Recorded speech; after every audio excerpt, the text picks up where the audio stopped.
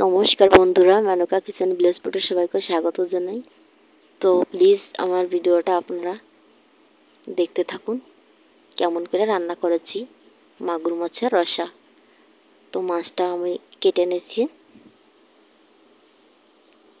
তো কাটা হয়ে গেছে। এবার টমেটো, আদা, রসুন, জিরে এটা বেটে নেব। কড়াইটা বসিয়ে দেবো, সর্ষের তেল দিয়েছি, মাছটা হলুদ গুঁড়ি লবণ দিয়ে মাখিয়ে নেব। তো আমার তেলটা গরম হয়ে গেছে, মাছটা দিয়ে দেব। তো দেখো মাছটা আমার ভাজা হয়ে এসে মাছটা নামিয়ে নেব। দিয়ে দেব গোটা জিরে, তেজপাতা, টমেটো কুচি, আদা রসুন বাটা, লবণ, হলুদ গুঁড়ি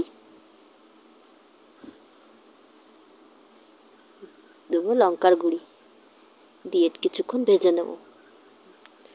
মাছটা দিয়ে দেবো। আপনারা এরকম রান্না করে বাড়িতে খাবে, খুব সুন্দর লাগবে খেতে। তো একটু কিছুক্ষণ একটু মশলাটা মাছে মাখিয়ে নেব, জলটা দিয়ে দেবো। তো জলটা দিয়ে 5 মিনিট পরে